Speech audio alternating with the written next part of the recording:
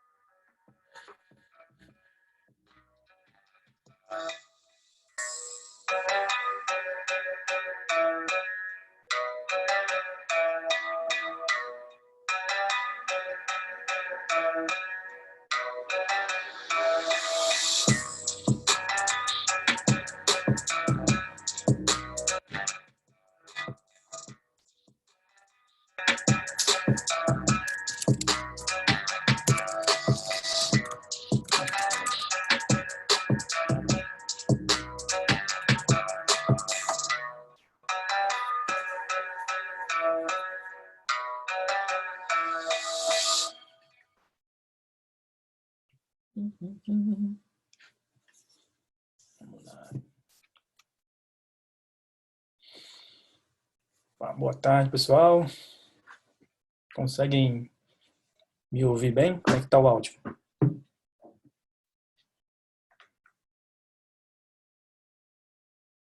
Beleza. Ok, beleza. Beleza, massa. Vamos lá. Tá, a gente vai dar início. Normalmente a gente espera um pouquinho, uns 10 minutos. A apresentação estava marcada às 17 horas. A gente normalmente espera aí uns 5, 10 minutos. O pessoal, dá tempo do pessoal se conectar, do palestrante se preparar. Hoje a gente vai fazer um webinar com um amigo nosso aqui lá da Espanha. Vou fazer uma pequena introdução aqui do tema, de quem é o nosso palestrante de hoje, é o Mário. Eu acredito, assim, a maioria do público, né, eu acho que é aqui do Brasil, deve ter um ou outro ali de fora, tá? Só alertando que esse webinar ele vai ser em inglês, né? O nosso apresentador é da Espanha e a gente optou aí por fazer por inglês, principalmente por conta dos termos técnicos, é mais fácil para a gente, da parte de TI, né, estar mais familiarizado com a terminologia em inglês do que em espanhol, é bem diferente, né? Mas, e também tem a questão dessa live, né? Ela tá sendo gravada, vai ser posteriormente disponibilizada, provavelmente a gente vai disponibilizar também no canal do YouTube, né, para aqueles que não puderem acompanhar, né, e também para quem puder, quem quiser rever. Então, vamos lá dar início aqui. Deixa eu só botar aqui. Tá, Mário, tranquilo? Como me escuta? Okay, it should be working right now, right? Yeah, it's working. It's great. So I will make a little introduction right now, and just to talk a little about the webinar, your little bio. So let's see. Ok. Pessoal, então, só fazendo a introdução aqui do nosso amigo, o Mário Guerra Souto, eu já tive o prazer de conhecê-lo aqui no Brasil durante um treinamento entre nações amigas. Ele é oficial, tá, da Marinha da Espanha, Spanish Navy, e tem uma formação, um currículo técnico aí bem extenso. Não sei se o pessoal observou lá na landing page, né? Tem a descrição, né? Ele é nascido na Espanha, tem a formação, graduação, né, na parte de informática, na parte de inteligência, na parte de segurança da informação, tem mestrado, né, na área de segurança, né, trabalhou durante um tempo no Comando de Defesa Cibernética Conjunta da Espanha, tem uma larga experiência na parte de segurança da informação, na parte de forense, tratamento de incidente, também tem um PhD, né, acho que é a Escola Técnica de Engenharia Naval, acho que é isso, Naval Weapons Engineering Technical School. Tem umas certificações também na parte de segurança, né? Tem a análise de malware da SANS, que é o GRAM, tem a certificação de Cyber Threat Intel, também da SANS, o GCTI, CH, CHFI, né? Então, já tem uma longa experiência no ramo de segurança da informação, na parte também, principalmente de forense, tratamento de incidente, Cyber Threat Intel. Ele é autor, ele escreveu um livro recentemente, né, chamado de Análise de Malware para Sistemas Windows, né? Vale a pena dar uma olhada no livro do cara, né? O cara, ele gastou um tempo muito bom ali nesse livro e está escrevendo um outro também agora, com foco na parte de forense, Threat Intel, Cyber Threat Intel e Incident Response. Então, o cara aí é muito bom nessa parte. Então, esse é um pequeno bio do nosso amigo Mário, tá? A palestra de hoje, como vocês podem ver no título, né, Determine the Adversary Behind the Keyboard, ela tem muito a ver com questão de atribuição, né, que é uma tarefa muito difícil, ou seja, uma vez que você é atacado, né, que você está sob ataque ou tratando o incidente, determinar quem que está te atacando, né, não é uma tarefa fácil, é extremamente difícil, né? Sejam, por exemplo, ataques entre nações, né? Então, extremamente difícil você chegar e dizer, olha, quem está me atacando são hacktivistas, é um Estado, né, um grupo XYZ. Então, a ideia da nossa palestra de hoje é trabalhar essa parte de atribuição, né, da attribution, né? Então, a análise desse contexto. Aí a gente vai passar por parte de forense, tratamento de incidente, MITRE, né, o MITRE. Então, vai ser bem bacana, tá? É uma palestra que eu considero ali bem enriquecedora. A gente não vai ter limite de tempo. Normalmente, essa palestra aí vai transcorrer 1 hora e meia, né? Talvez no máximo 2 horas, dependendo aí do ritmo, né? E também das perguntas. Vocês podem deixar as perguntas, né? Fazer as perguntas aqui no chat ou na parte de questions, tá? E aí, à medida que for sendo apresentado e também no final, né, a gente vai respondendo as perguntas. Normalmente a gente deixa as perguntas mais para o final. Dependendo aqui do contexto, se for uma pergunta relevante, a gente costuma às vezes interromper um pouquinho só para inserir a pergunta, mas normalmente a gente vai fazer ali no finalzinho da apresentação, tá certo? Então, mais uma vez, eu queria agradecer ao nosso amigo, né, pela disponibilidade.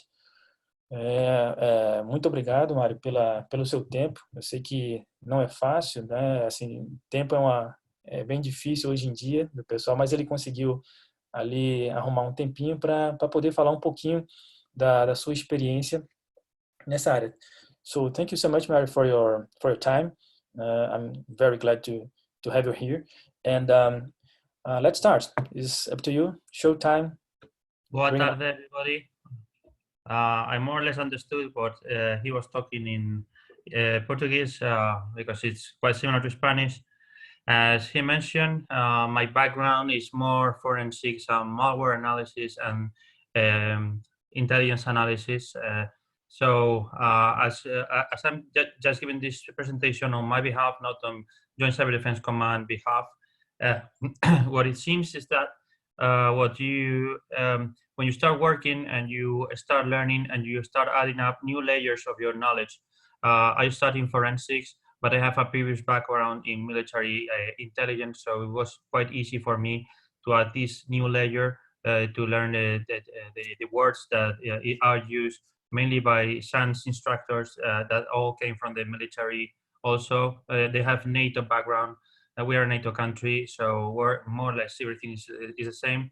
And as Lajos has just mentioned, one of the most difficult tasks that you have to do when you have an incident in your network is to try to assess your boss or your general or whoever is over you in the strategic level. You have to assess who is behind the attack, right? Because they want to know who is the one behind the attack. And that question in forensics and in cyber incidents is the most difficult question to ask, because most time you only can say that you did it with one thing with one computer, but not who was behind the keyboard, right? That's because of the title of the presentation. you may know which computer attacked you, but not who was behind that computer. So I will start showing a bit of a few knowledge of cyber threat intelligence for you to put into context, because maybe some of you have that knowledge before, but some you don't have this knowledge. So I will make a brief introduction, and I will try to make you some good advices of how try to determine who may be behind an attack. And you will see that even after this presentation, that the tax is really, really complicated, but at least you will have knowledge of how to do that and to assess your strategic level with more confidence. As I mentioned before, as a forensic guy, as a malware analysis guy, most of my tasks are concerning tactical and technical level of threat intelligence. At the operational level, that is more like searching for actors into the dark web and trying to put into context or putting social economical context behind an attack is made by other guys in the unit. But my technical part is what is based for this presentation. It's my daily job, and I try to make this assessment based on real evidences, not on just guesses you can do without any kind of technical support. So I think you will like the presentation. So I will start putting slides, and I will try to make it not you to sleep. Here is nearly bedtime, but maybe you have their better schedule. So I will try to see if it's working. Okay, yeah. Mario, if you want, just if you want, you can start your camera. I don't know. I mean, it's up to you. It should be working, but I don't know why it's not. Okay, I know it works now, right? It was. Oh yeah, nice. Yeah, just to see you. Yeah, better. Thank you. I had also to reboot the audio. This is more or less what we talk about. As I mentioned before, the latest part is more for an attribution. It is more specific, right? Let's see if it works. Just a minute. Just to see. I don't know. I believe them. Most of the guys here and are from Brazil. I don't know if you have someone from other countries, maybe. But also, if you have any question, guys, is from UK. Okay, David. Yeah, nice. If you have any question, man, you just type in. You can try to answer. Thank you.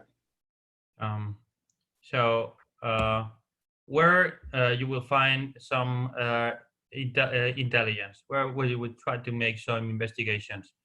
We also have some intelligence from the military, and we also have from the civilian, right?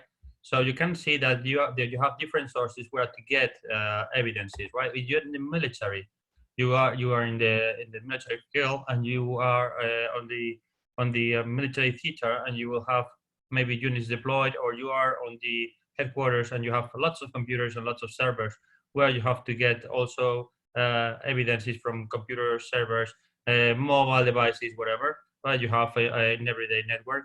Maybe even your country allows you to put some cloud information, right? If you're in a civilian life, then all these smart cities connection, the corporate networks are sources of information for yourself. Depends where you work, you will focus in different areas, but in the end, you are exposed to receive an attack, right? And in the end, we have a term for describing all these same technologies. That is COTS technologies. That is commercial of the self technologies, right? It's if you are in the military, you buy computers that are you can buy in any shop.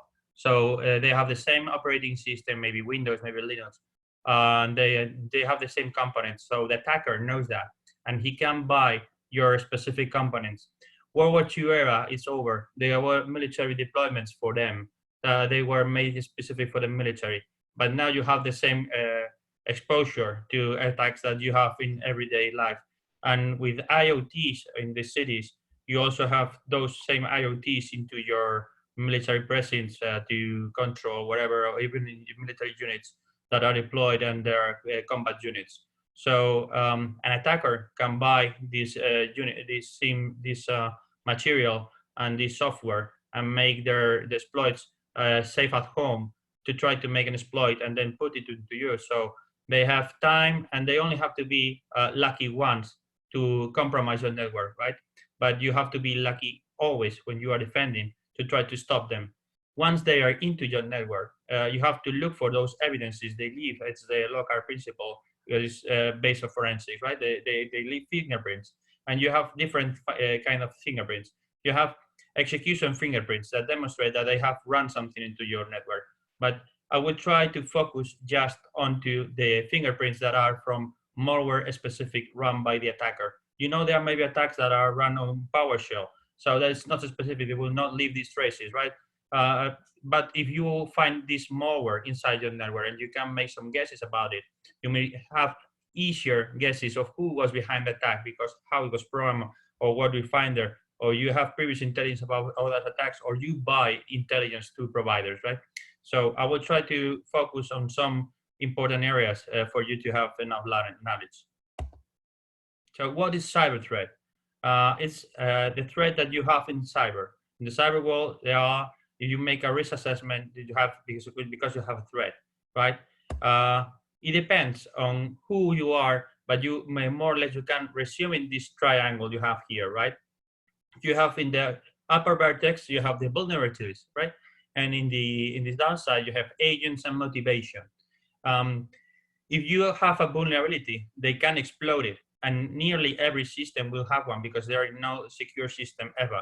So if there is an agent that wants to exploit a vulnerability, he may be good enough to develop their own exploits for that vulnerability, or they maybe have enough money to buy it in the black market and use it. But they have the chance to make the damage to your systems, right? And also, it's very important the motivation. Why the motivation is important? Because if you are in a state, maybe you are not gonna be the target of cyber criminals because you don't have money, right? Or because they are interested in attacking both people to get their money from because they are using ransomware. But if you are a government, then you will be really a target for attackers that are more keen on your information, and they don't care about money because they don't want to monetize attack, and they will have to maybe they are your common enemies, right? Or maybe they are any kind of other motivation, political or religious, or they are activists like Anonymous, and they want to attack you because you are the oppressor state, and they want to get some kind of promotion of their ideas, making you the face on your website or whatever, right? So this is the basic, right? If there's no motivation, usually there won't be an attack. Nowadays, it's quite strange that you find a 15 years old boy entering your computer just because of publicity, but even that is a motivation, right? So I like very much this graph here. It's all the kind of actors you may find in cybersecurity today. It depends if you are working on for the financial service, or you are working for the state service, or you work giving advice to a small office companies. Then you have everybody here. If you go to the right of the slide, you find disgruntled employees. I ever found a happy employee, but there is this word for people who is not happy, and they are the insider threat. This is the most common word you may see in that. Why? Because if there is somebody, like for example, the administrator that has the password, the credentials to enter the system, he knows the IT infrastructure, how to attack it. He knows everything. He even have credentials to pass to the server's CPD side or whatever. He has the most motivation, or what we were talking before. The motivation is the biggest because he is hatred. He wants to make really harm, and only wants to harm you. You are his victim. So he has the power, right? He has the knowledge. He has a real motivation. So this is one of the biggest threats you may face. Okay, it's physical threat. He has physical access most of the time. Then you have foreign nations, right? We have if you're in a state, this is real problem because you may be a NATO country, then you have your enemies that are from very typical like Russia, China, North Korea. So those are your enemies. But you may have any other foreign actors, maybe even your allies, maybe want to make you some espionage campaign. These guys here have money, have motivation too, because they want to make information gathering from your system services or whatever. They have money, they can buy things, they have enough interest to put that campaign for long term, right? So this is what usually people assign to APT, right? A group of people that won't have money, they have everything to do that. And even if you work on the industry, maybe you work for a car making company or you work for a shipping company, and you have competitors, right? And those guys also have lots of money. Imagine you're a pharmaceutical, right? They have lots of money, but you want to make a coronavirus vaccine. Okay, nobody's gonna, that will be lots of millions of dollars, right? So if you want to see if you are, for example, for Bayer, and you want to see if Fear has the vaccine, you may get into the servers, trying to get that information from them. You may save hundreds of millions in investigation and even for the product in the end, right? Or you are a car developing company, that engine you are developing, you are Ferrari, and maybe Porsche want to copy your motor, right? These people spend money in putting into your networks for long term to get information.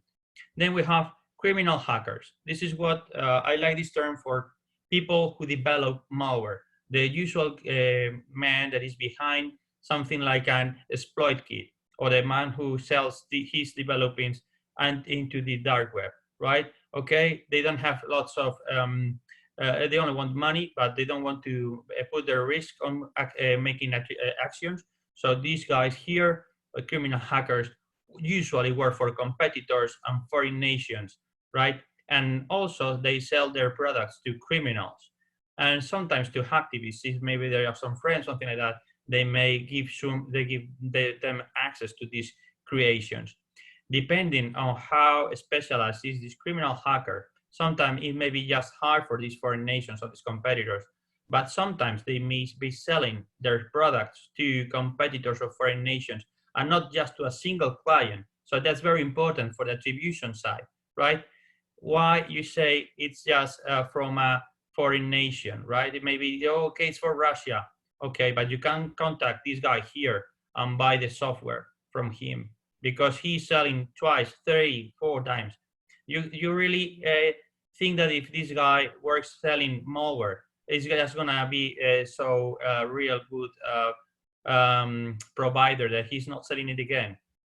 Even for criminals, cyber criminals that want just to make money, ransom, whatever, he can sell to different groups. We also have here people who make the control of IT infrastructure for running things like botnets, right? You can hire botnets from these guys here. They will be running malware to infect computers from people, and then you can buy from them the access to these botnets, and they hire them for you for money. And usually foreign nations or competitors maybe not interested in hiring this service of a botnet, but maybe activists are. So this guy here is more like the base for most of these to make actions. And even this actor here that is, okay, he has access, he has physical access, he has command control access.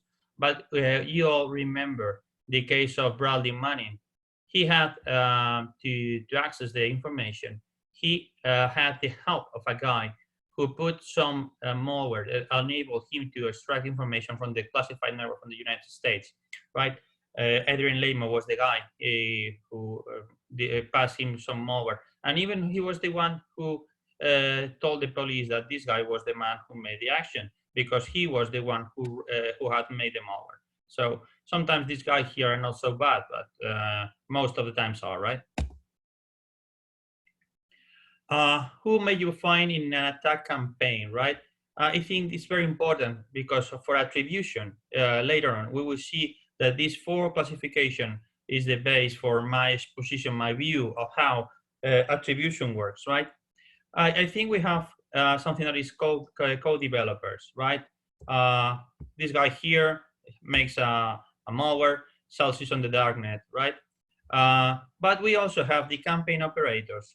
It's what I mentioned you before. You may be a competitor of foreign nations. You're running on a red team, right? And somebody tells you, oh, you have to attack the the adversary, right? It's not the enemy. It's not just that word is not good, right? Adversary is better. So you have a campaign operator that somebody tells him, okay, here's the malware, just run it. Okay, he has no knowledge or has not enough time to develop his own malware, right? So he just run it. He should just confidence it's good enough. And we also have, as I mentioned you a few minutes ago, IT infrastructure teams. Maybe you are not running your IP servers where to put command and control or to run the drop zone, right? But you can hire some people, those criminal hackers here, to give you this IT infrastructure to run it for you. You just say, oh, I just want some IP, I want a computer. So the attacker or another attacker already compromised a server, already compromised an email server. So you can use his service for spam or for phishing emails because he has given you access to it. So you are running outside your own premise. You are that way anonymizing more your connections because, okay, that server you connect and you see that IP, it has been already used in another attack. So that's good. That's very bad for attribution. That's very good for them to keep themselves low profile. It's not to be detected easy, right?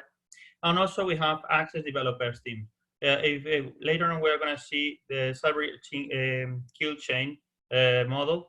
These guys here enables when you get to a computer to make the exploitation and keeping the modules to keep on that computer, because most of the times if you're an attacker, what you want is persistence on the system, right? So you need some guys to keep that persistence on, to see if those computers that you have infected for the botnet, for example, that are still operating, so you have more people. So you see lots of people here. You need a lot of money to keep all this infrastructure under your own boot, to keep it controlled. Of course, if you're a country and you are something like the United States or Russia, you have enough people to keep all this under your boot. But sometimes, as I mentioned you before, you want to keep low profile. Maybe if even you have all the money in the world, you prefer just running the operators and maybe the access developers teams, but just hiring IT infrastructure and code developers, because if there are outsiders and you can buy them, attribution is low, because when you want to make the assessment, you will say, oh, okay, I could have bought that thing out in the dark web, right? It's not just crafted for me. Somebody is selling that on the dark web. So if you have 35 euros, you can buy a exploit kit, okay? If the first stage of an attack is made by that, and you don't have second or third stage malware to analyze it, then it's very hard to assess your strategic level that the attack was made crafted for yourself, right? So it's just, okay, it's an attack, of course, but it's not for me. Okay, you need more information to make that attribution more precise, right? This graphic is very good for you to represent what is sophistication. As low, as more sophisticated, there are less agents that are able to conduct that kind of attack. It's not the same attacking common people that use a computer just for reading emails and surf the web, that are targets for cyber criminals, that are easier than attacking a government that are presumed to run their cybersecurity teams that have an SOC running. They have people who may be even able to analyze malware, right? So only a few actors can attack these guys here. It's not so easy for an activist to attack a government. Maybe they try a defacement, but it's not really a very important attack nowadays. Of course, it affects the reputation of the affected target. But okay, you can reinstall the server and put it again working again. It's just incident response, right? But what is for these kind of governments and big companies, what is important is the information that is inside. They don't want to be a pastebin case where they put information there, right? They don't want that information be exploited by themselves. Also, it's very important from these guys here. Sometimes they may be even running their own operations and try to sell the information they get, right? But risk is too high. It's better for them just to sell the malware, right? Here are the layers I mentioned before. I work here on the tactic and technical side, right? is where the if you are running a malware analysis and forensics, where you are finding every artifact, where you can find execution, persistence, where you find what they enter, and the malware itself, if you are lucky enough to find the species and analyze it to get the IOCs of the species, right? And then you have this strategic and operational level. Highest of all is strategic, of course, is for the management side. They want an assessment from these guys here, and they wanted to know who made the things, right? Okay, so it's for long term, and this is the short term, right? You need to be working for both sides if you want to be effective in your incident response. If these are here in the strategic level is not getting who made it, he may be not there are every other information for him about IOCs. He doesn't care at all. He doesn't care if you have log access to the situ, right? He wants to know who is behind the attack because this guy here in the strategic level, if it is something that goes to the press, maybe the minister or maybe the CIO or is asking him what happened. So who may be getting benefits from that attack, right? So that's the main important thing, to know who was that made the attack. Important that when you make these investigations, you should be always confident that when you get this information, you get the IOCs of a species of malware, you have to share that information.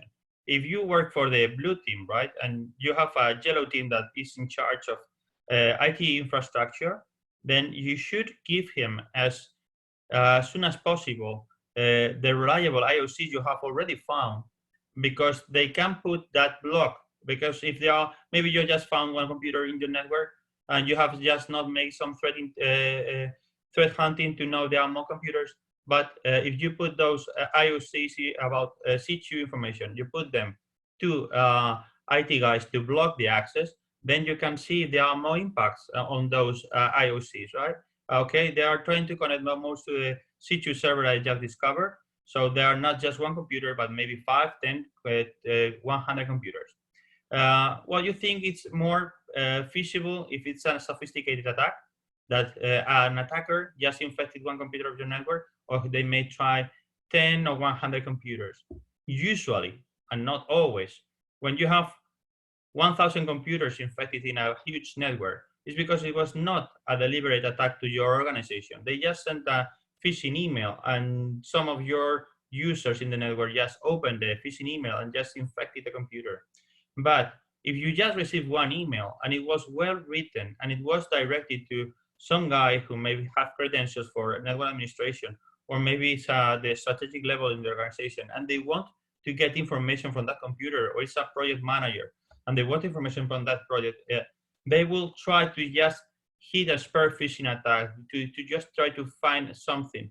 But even if you put in the attacker's mind, you may say, okay, I don't want them to know that I'm so sophisticated. I will put some 10 or 20 more emails to try to make more noise. In this case, I'm discovered. Okay, they will just think, okay, just not that was the target.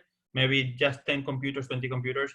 It makes the few minutes a bit more who is the attacker behind, right? So it's very, very difficult to know all the tradecraft of the attacker, because he also tries to hide his real intentions, right?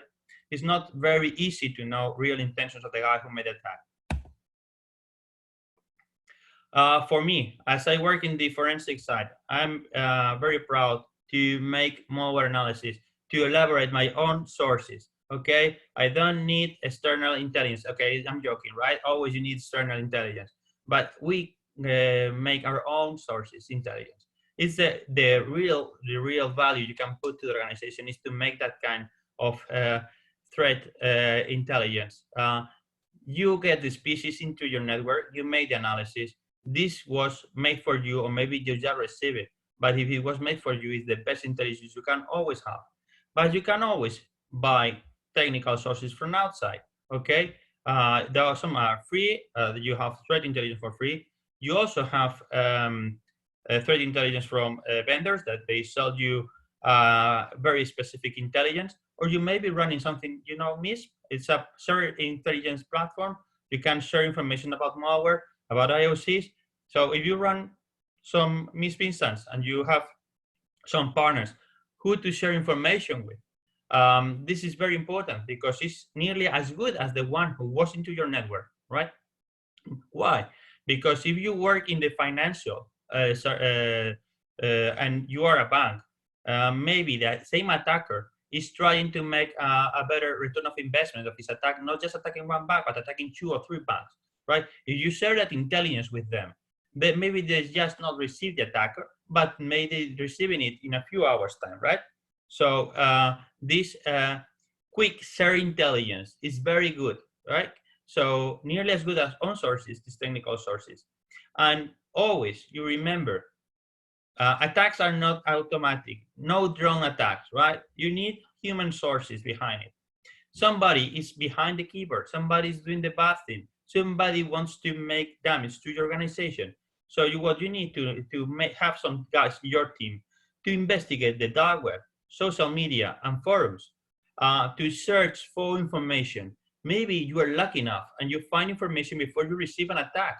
So it's very good to spend some resources, human resources, investigating these sources. I know it's like very difficult to find out, but if you have a huge organization, you have to put some intelligence in this size too, because it's preventive intelligence, right? I work in the reactive side. If you're a forensic guy, you have evidences when somebody gets into the network. But if you go to a forum and you find information that somebody is trying to coordinate an attack against your organization, like for example, hacktivists of Anonymous have to do to publicize their actions. They have to say, okay, we're going to attack to a precise date, to a precise time, to one DDoS attack to the ministry website, right?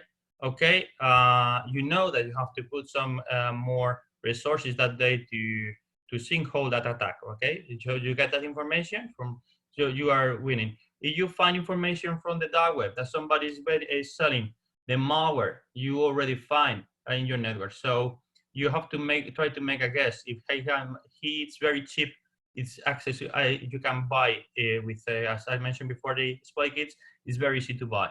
If they are selling iOS exploits for $2 million, okay, for remote code execution, few people can pay $2 million to make a very spear phishing attack to somebody, maybe a director of a company, whatever, to get information from his mobile phone, because everything is there, his life, where he is, his emails, his contacts, everything.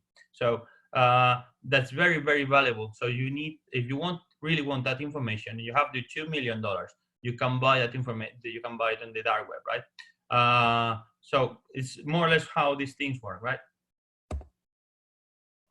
For all those of you who don't know, there is something that is called the life cycle of the cyber threat intelligence, but it's the same in intelligence in the normal life, right? First thing you have to have is planning, because if there is no planning, there is no way you can make intelligence. There is somebody who have to think what you have to do. You need somebody who tells you what to do, or maybe you are the one who plans, but you need to know what your people wants to look for, because you can look for lots of things, but you need to look for some things to make your job more precise and to make it really work for the organization, right? This guy here is in top of the cycle, right? Then you need to collect evidences. As I mentioned before, you may find things from the computer that's infected. Maybe you find into your anti-spam malware appliance. Maybe you find out that somebody is sending a campaign and you are receiving there. Maybe you have a honeypot and you are receiving attacks there, and you are processing that information to make good collection of information, how the attackers are doing their things. Then you have to process that information, maybe because it's like big data, right? Lots of information. You have to make a filter to make it more easy to analyze it, right? You have to make analysis of that information, and this is where humans enter more clearly, right? Here in the analysis, there is no computer that can beat a human brain. So this is experience, this is knowledge. You have to put your really experienced guys here in analysis to really know the attack it has been very crafted just for you, or maybe first phase of an attack or whatever. You need to make the analysis and to make a good assessment, and then you have to make a good product, right? You have to sell your bosses that you have made a good work. It's okay if you are very good technical good work, but you don't know how to make some slides or how to make an abstract for your boss, then all your previous work does not worth it, right? You really have to make good production of good products. People who really knows how to make a good report. Even now, SANS has a course for writing reports, right? You know, Yeah, and yeah. even That's very important part. You know, that yeah, in the end, yeah. and here in the end for intelligence is diffusion. You don't have to keep intelligence for yourself. We try to be, computer guys try to be, okay, this is my information, I have it, or I will put it on GitHub. No, you can't put information on GitHub, right? You know where you have, there is some people who have to receive this information, maybe your partners, let's say in a or maybe you are sharing that information because you are one of these vendor companies, so for McAfee, Farai, or whatever, and you have to make diffusion of that intelligence you have just made. But in the end, this is a cycle. So diffusion helps now the planner how to make new planning for the next time, right? So it's a cycle. It's all the time, right? It has no stop, and it has all the phases have to feed again the next phase. So next time you can make better planning, and then if you make a better planning, maybe your collection is better because you know where to look, and where if you better you improve your analysis too. So it's like all connected, right? Oh, Mario, based on your experience, I mean, returning for this life cycle of CTI, it is possible to say from that 5 phases, right? It Yeah. is possible to say the most important it is planning, it is collection, it is analyze, or depends on, I don't know. Because normally, for example, if you're taking a pain test, right, and it is essential, for example, for information gathering all the time. So considering the CTI life cycle, I can say the planning, it is the most important phase, or I don't know. Maybe. It doesn't mean you can't do intelligence without planning, but it will be working without a clear objective, right? Because you can spend your money in collection and analysis and production, but if there is no planning, maybe what all the things you did not is not worth for the organization you work for, right? I ask Because yeah, I ask you because normally when you don't know anything, you normally buy things yeah, for a problem you don't know if you have or not. You know, so it's normal. You have a lot of vendors say, okay, my box do that is great for CTI and whatever. But I believe, as in everywhere or any kind of job, it is essential to have a good understand of your business and what you want with that. No, I mean that's the point. one of the things I observe is that cyber is really a new branch, right? So in the strategic level, it's very hard to find some people that really have knowledge from the technical and tactical side. So usually in most of the organizations, whether you're military or in the civilian life, everybody started from low assignments and get up on the pyramid, right? Here they put people in the pyramid and the upper layers without having the experience in the lower layer. So planning is presumably done at the operational strategic level, and you have to feed that level. And making that that assignment implies that he knows what he wants to get. But if he doesn't know that something exists and he doesn't plan for that, either he's not going to get that product for sure. And of course, as I just mentioned, vendors try to sell you things that you may not even need, and you put money on something that you don't need, and then you spend lots of money. For you to make, I guess, if you don't have ever talked to vendors, some of these vendors for cyber threat intelligence feeds may ask you $600,000 per year for giving you this information. And they say, oh, you don't have this, you can't start working because you are not elaborating your own threat intelligence, so you have to buy it. And that's for Upper layer say, okay, I buy it. And then, as I have on a further slide, it's open source is 70% all they are selling you, right? Every of these, if you buy 2 or 3 threat intelligence providers because you have lots of money and you are afraid of being attacked, okay, you say, okay, I will buy 2 or 3. Then you have a 75% coincidence between them. So you are not really buying such a difference between them, right? I have worked with providers that, for example, they say, I have 25,000 pros in the whole world, right? So if you are working, for example, for the finance or the bank side, and you are in my time zone, that is Central Europe, right? And there is something that is happened in Tokyo, and they have an attack in Tokyo, and maybe you have 8 hours in advance for you to have something, right? Okay, and you say, oh, but I don't work in bank. I don't need that information in advance. I work in a small office, and I don't need that information because my threat is just from local threat. But if you work in other companies, maybe that's there's the difference. For example, if you work in finance and you work in the stock exchange, and there is something that is happening, that information is vital because maybe a 2 or 3% different in the stocks, and it's very, very important for you to have that information. So there is no simple answer, but of course, planning is the most important part of the whole cycle. If not, you will be working stupid, like a hand without a head, we say in Spain, right? You don't have something that makes your work, right? Thank you. What is TTP? This is complete military term, right? Tactics, techniques, and procedures. How your enemy works, right? How the adversary, the new terms, work. If you can make some guess, you have seen movies and whatever, you can see intelligence guys, they want to learn how the attacker is going to plan and what they're going to attack, right? And how, and sometimes this learn is from things that have already happened. Okay, you know, you can buy strategic books to learn how to move troops. If you like these video games of moving troops, right? How to make your things up. This is in the cyber, it's the same thing. There is a guy who wants to make something, and he has a way to do that. Okay, we get to back again to the models, and then you need to say how we'll do that. I will use an exploit. Okay, that's the tactic. Okay, the technique.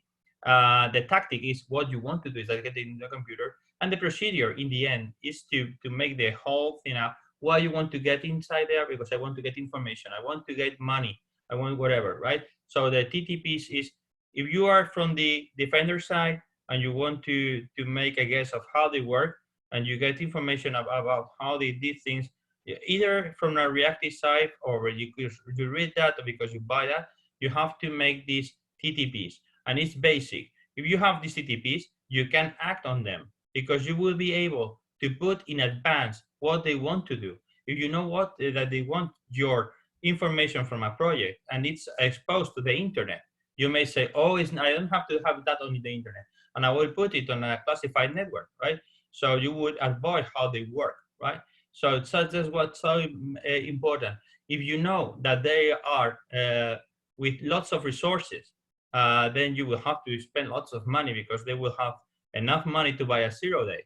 If you are just an objective or cyber criminals, these guys don't really like to lose their time on trying to attack big companies because they're not the target. They have people who work there and they may investigate and they will block your species of malware. They will try to see, I have here the pyramid of pain. It's very important. I'll show you in a moment.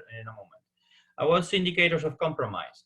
This is the technical part of everything, right? You have the atomic indicators of compromise. This is how you have to characterize an attack, right? You have the atomic, that is, example, IPs, mutexes, email addresses, right? You can't divide that in smaller parts. It's very good as an indicator. What happened with that? As we will see in the pyramid of pain, that it's very easy to change atomic things sometimes, right? Computed, this is a hash value, right? You have a computer, you have some file, then you calculate the value, and that's what means computed. It's something that is not intrinsic to the to something to the attack, but you can get that value for. We will see that there are more than hash value for the file. There are more hashes that may be more useful. And then we have behavioral. You know, behavioral attacks.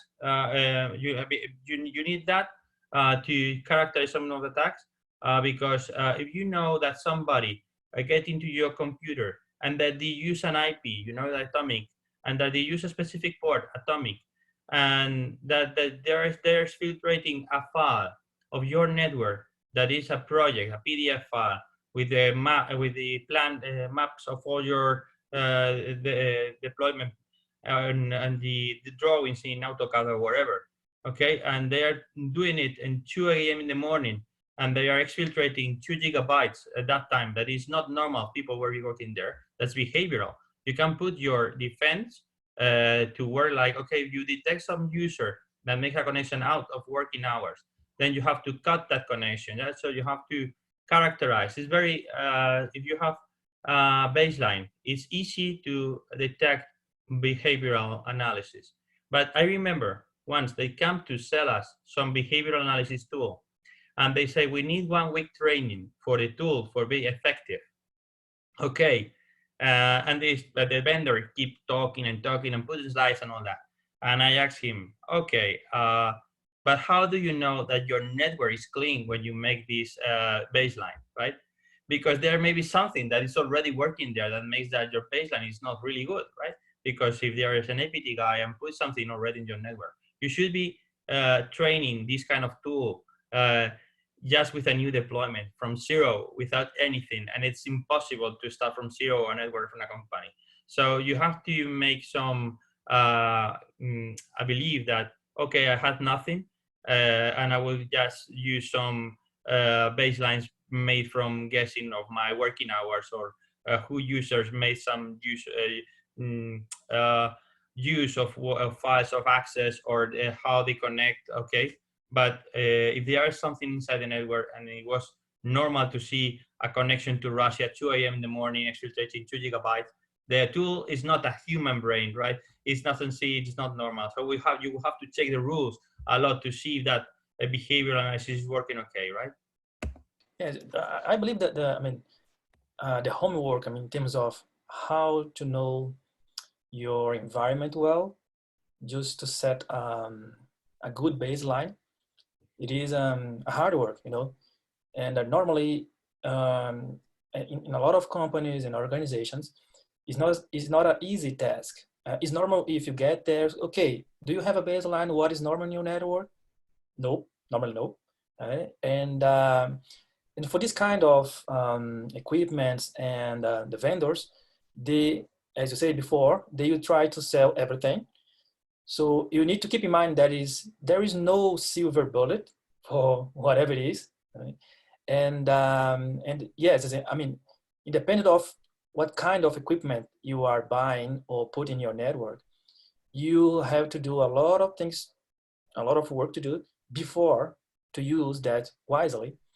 And in my point of view, to get a baseline of network, that is hard. And also, your network is not static, it's dynamic.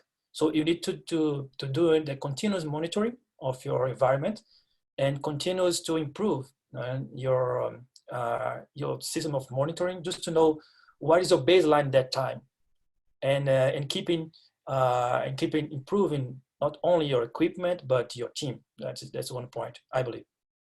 Yeah, I think I completely agree with you.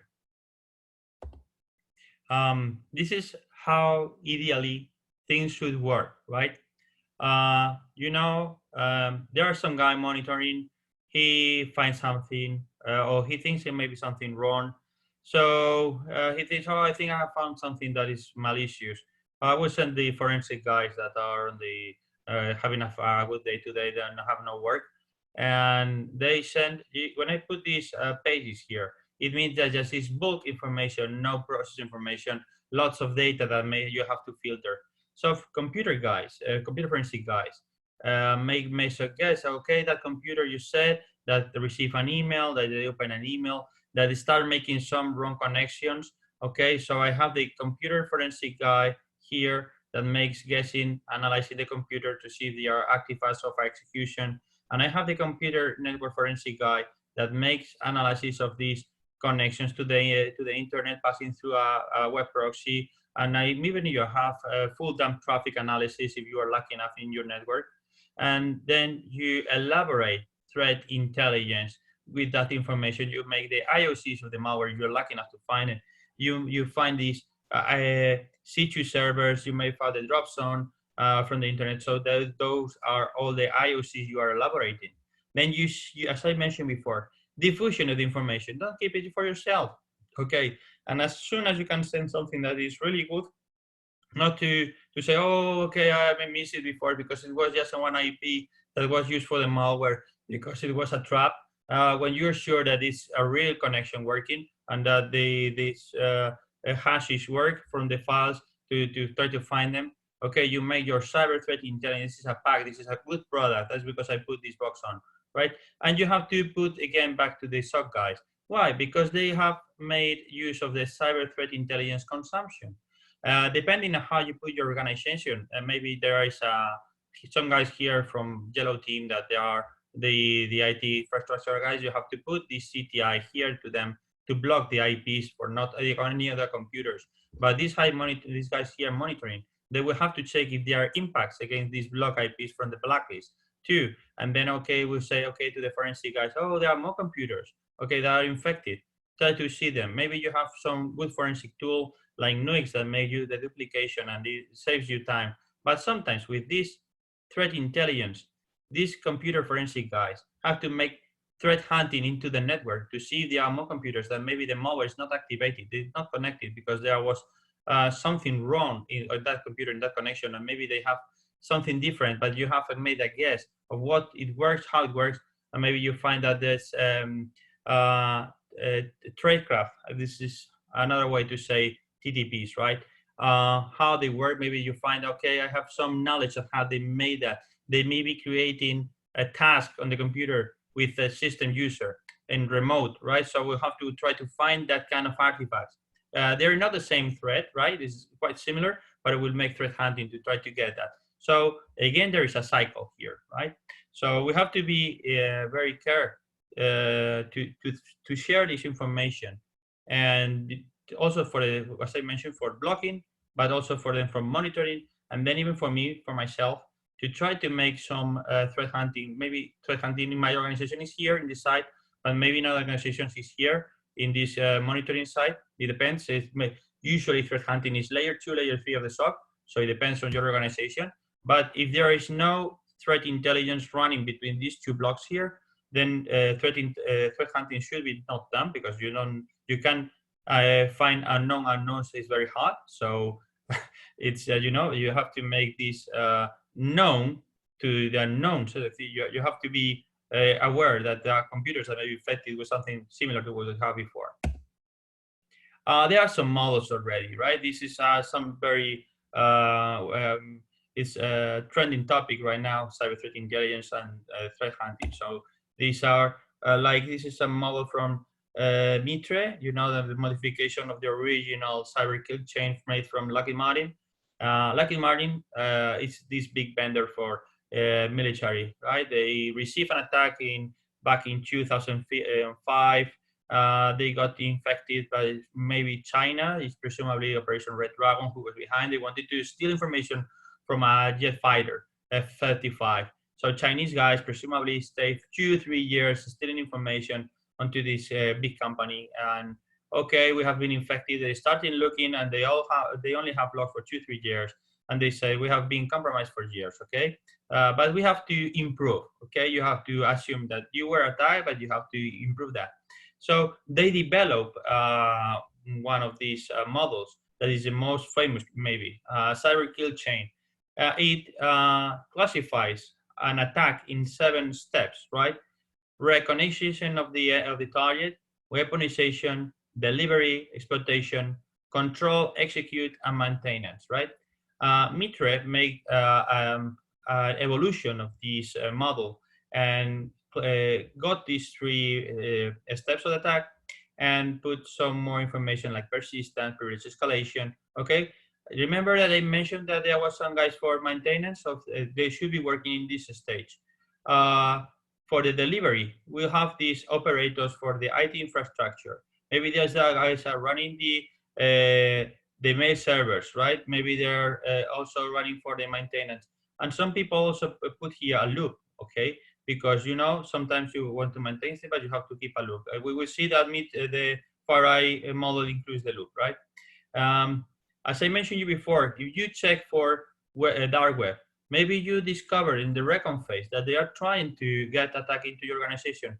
So I like to think that the exploit point is like the center of gravity of this model. And if you are in this side, you are proactive. And if you are investigating in this side, you are reactive.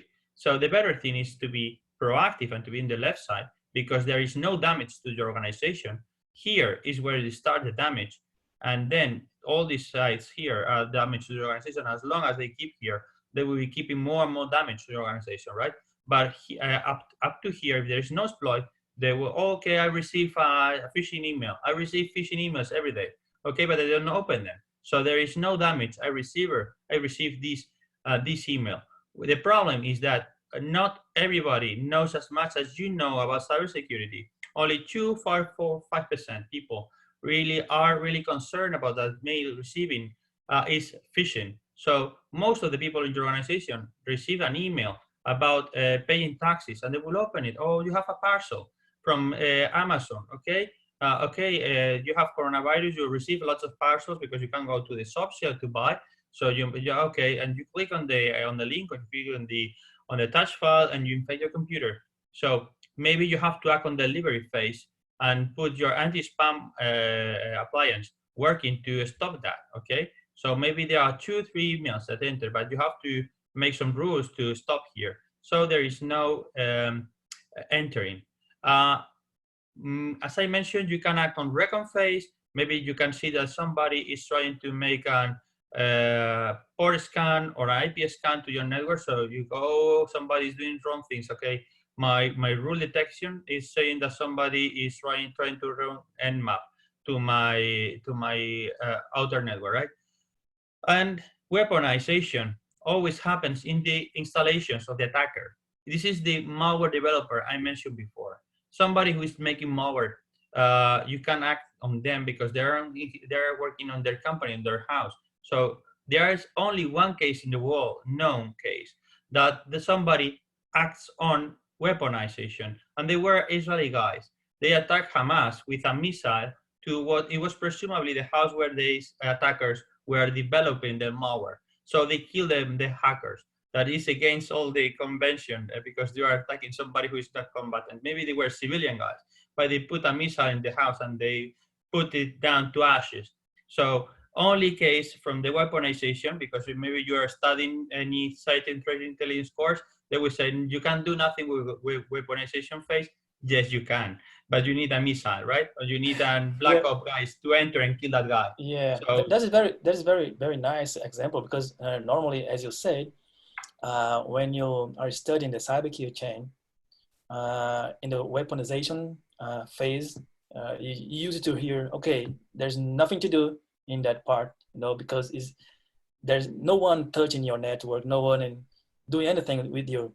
But that point is very interesting. But and that point is also important when you're talking about attribution, because I mean, just to get that example, just to go in there, probably you have a lot of intel just to make sure you are attacking the real enemy. So yeah. that's nice.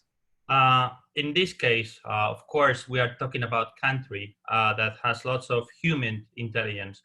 Okay, they have agents on the field, and they know where they live because they have drones, they have people working there, they have made notes. Okay, they say, okay, I have 95% sure that this house is full of malware developers.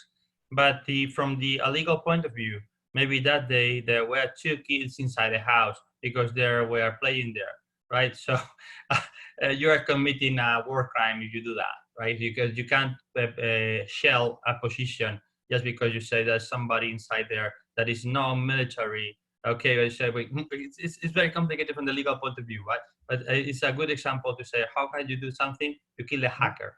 Okay, Yeah.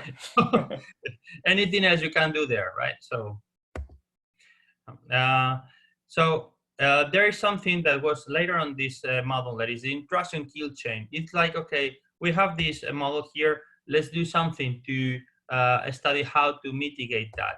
So the intrusion kill chain tries to find what we call military courses of action. How the attacker is going to attack you. They have you have different paths of how they may try to attack you. They have these playbooks for how to make an attack. When you find something, you can try different things. Okay, so I will try to investigate how to act on the courses of action to not allowing them to run those actions, right? To go to no-goes. They can know find ways to continue, right? So they try to act on the different phases we have here, just to make a good defensive guess, right? You have to make analysis of these campaigns. As I mentioned you before, knowing the TTPs of the enemy is very, very important, right? And it's also very important what we call centers of gravity. A center of gravity, as you may imagine, is the main point where they want to act. Okay, if they attack using PowerShell on your network and you deny the possibility because you say, oh, I have a GPO and I block PowerShell from your network.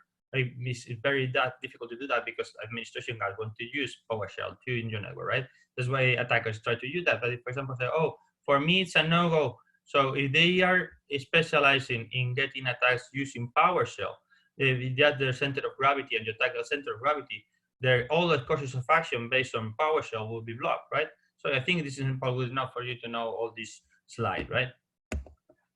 The demo model is very, very famous too in this cyber threat intelligence world. This is the advanced model because the original model is only the diamond. Okay, you have in the upper vertex you have the adversary, and in the lower vertex you have the victim, and in the capability on the east side and the west side you have the infrastructure, right? So basically, what the advanced model added was to put some social political context to link the adversary to the victim. Did you remember the triangle from the second or third slide that said that you have an attacker, but you have to have something why you want to attack? This is the social political context, for example. Maybe there are some religious issue why you want to make something that, but the attacker wants to have needs some sort of relation with the victim. Even if you are running an attack or you are a criminal and you want to infect with a ransomware computer, there will be a relation of money. Okay, so this is the relation. I want you because of your money. I want you because you have information for your from competitive intelligence, and I want to get that information from your network, right? And to make an attack, you need the infrastructure to do that, and you need to have the capability to do that. And the enabler between the infrastructure and the capability is technology. So if there is no technology that enables from infrastructure to capability, there is no way to do that, right? But if there is a technology, for example, using remote connection, okay, there is a RDP connection. There's the technology that exists, enables to make a control from the outside the computer to the computer inside the network to enable that attack, right? You have the capability of getting into the network because the RDP connection is enabled, right? So more or less, with that example, I think it's easier to understand, right? Very important here, shared threat space. Why is this important? Two or more victims satisfy same necessities, right, for the attacker.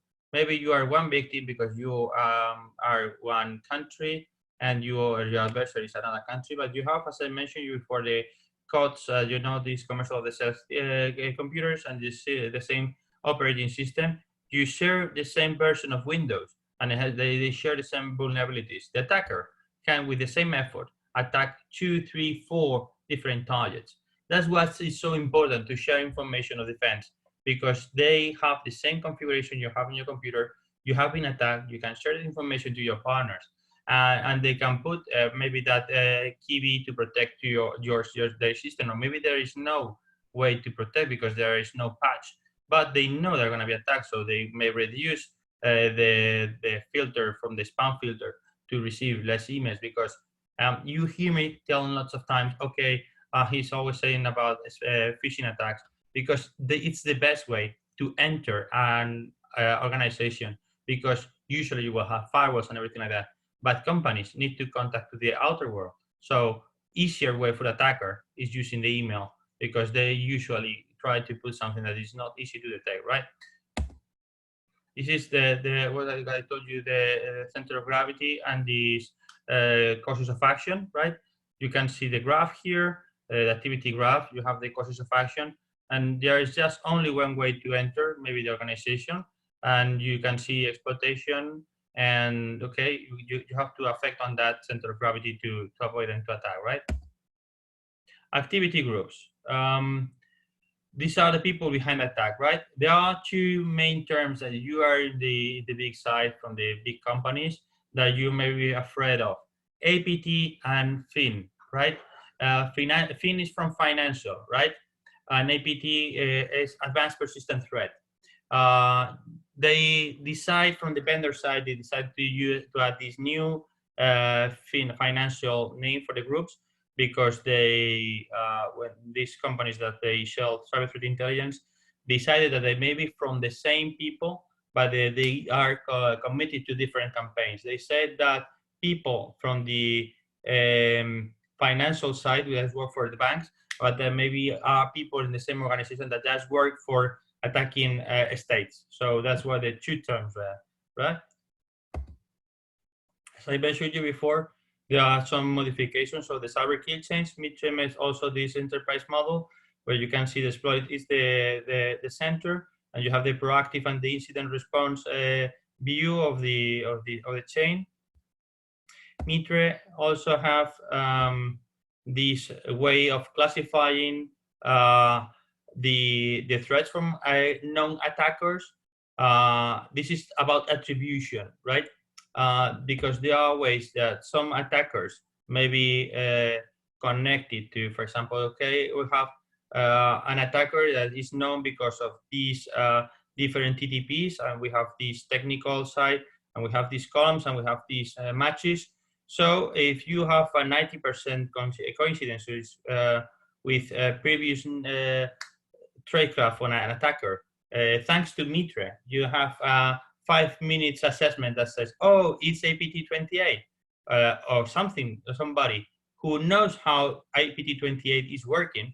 So they make a false flag attack, taking all the TTPs, and they go to attack your organization, presumably being APT28, but they're not APT28, right? And the main problem is when people share intelligence, they try to keep things for themselves, you know, like when you see in the police in the movies, then they say, when there is a serial killer, and they say, don't put everything on press, because if there is an imitator, right, we will know that he's an imitator, right? If you use these free services that somebody with the best intention tried to fill up, but maybe he was not good enough making malware analysis, and there are something that is the fingerprint that for an attacker, and you avoid putting that onto this table, and there is no that fingerprint from the from the attacker. Somebody maybe presumably pretending be that attacker and make a false flag attribution to keep a low profile, right? To not to detect them. In my opinion, this is good for make a previous assessment, but never use it to make a full assessment. You need to have your own view of what is happening. You need, as we mentioned before, if you need to be a motivation for an attack. You need to be that kind of things, right? There are more things that there are the technical side, right? Because technical side is easy to imitate. And if you don't have access to malware, where to analysis to make this homecraft intelligence that I mentioned, that if you are in a big organization, you have to have that capacity, is because this is okay, 80%, 90% is okay, good for me, but I need to see if the attacker has some fingerprints that I know that are because of I was attacked before, or somebody gave me some more information that is not open source, right? Mario, just a little thing. I mean, based on the Mitri. Mitri is great. It's a great word, no? And from the attacker perspective, you in Mitri you have the name of the APTs. No, they try to tracking their activities, right? But from attacker's perspective, you can pretend someone just looking, just a look at that. I mean, I try to pretend to be APT28. Yeah. And and I try to follow this clues and just to pretend someone. So as you said, you need to be careful. You cannot assume based on only that. You need to do your homework anyway. I like these things for red teaming into an organization.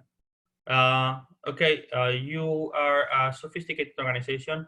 You have purple teaming, red teaming, blue teaming. And okay, you say the purple team guy can say the red team guy, okay, try to imitate this attack here. You can find on Mitre and try to see if blue team guys are able to detect that, right? And it's a very good thing because you have some guys, some playbooks where to follow, right? And you are not compromising your attacker side because the states usually have an attack side for military. And okay, this is for myself. Nobody's gonna know because if we sometimes make a military real operation, you don't want to compromise your own TTPs, but you use other TTPs to run into your network, right? So these red team guys get experience, the blue team guys get experience, and even the IT guys in the yellow team guys get the information if there are something that they should patch for not happening one of these attacks, right?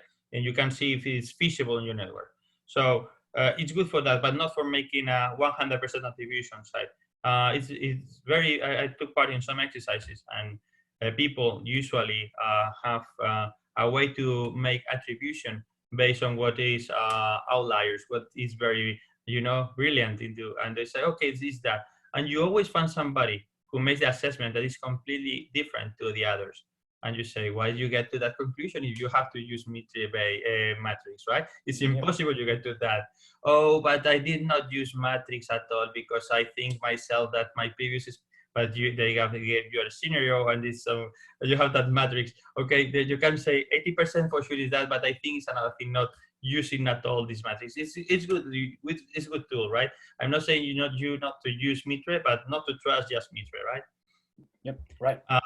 I don't know if you like malware analysis and you are making a first stage analysis. PE Studio is a good tool for making this static analysis at the first time. The developer added in recent version 9. I think we're 9.05 now, but in version 9 or 8.95, something like that, he added the Mitre, you can see here, if my same mouse is working again, you can see here, have this menu, and you can check against the Mitre, and you can also check with VirusTotal if the hashes are on this database. So it's very good for you to make a first assessment because you can see based on malware, maybe functions from the malware if they're using conventional and it's not protected, and you can make a good static analysis from malware. You get some assessment of what it's doing or who may be behind it. So if you like Mitre, you can use this PE Studio for basic static analysis. I think that it just worked for the paid version, right? Because I'm not sure it works for the cheap for the free version, but I should check because I have the paid version, so I'm not sure if it works for the. Yes, probably the paid version. Yeah, because I have free version. So I think because I made it for this slide. I got that, and I got to make an example, and it's good, right? So it's another way to make easy assessment, right?